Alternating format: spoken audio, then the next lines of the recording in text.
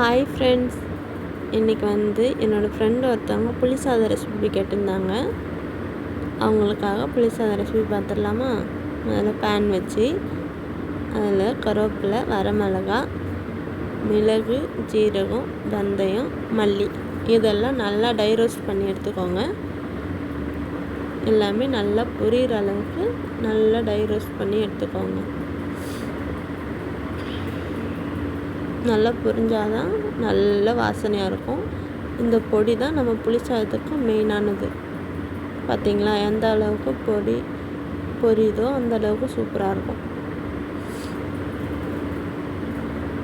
இதுக்கப்புறம் கொஞ்சம் மல்லாட்டை பயிர் அதையும் வறுத்து எடுத்துக்கோங்க. புளி சாதத்தில் மல்லாட்டை பயிர் போட்டால் இன்னும் டேஸ்ட்டாக இருக்கும்.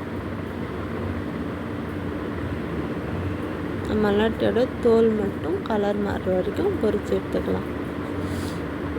சரி, வறுத்து எடுத்துக்கலாம்.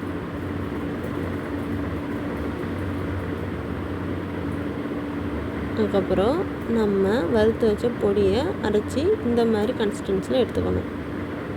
அதுக்கப்புறம் ஒரு வானல் வச்சு எண்ணெய் ஊற்றி எண்ணெய் சூடானதும் அதில் கடுகு, கடலைப்பயிறு,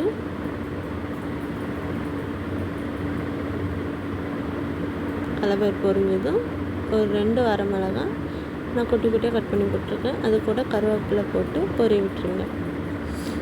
இதுக்கப்புறம் 1 டீஸ்பூன் மஞ்சள் பொடி, 1 டீஸ்பூன் உப்பு. நீங்கள் உப்பு தேவைக்கேற்ற மாதிரி நீங்கள் போட்டுக்கலாம். இதுக்கப்புறம் நம்ம புளி கரைச்சி வச்சுருக்கிற தண்ணி இதை ஊற்றி நல்லா கொதிக்க வைக்கணும். புளி தண்ணி ஒரு கொதி வரும்போது நம்ம பொடிச்சு வச்சுருக்கிற பொடி ஒரு 2 ஸ்பூன் சேர்த்துக்கலாம்.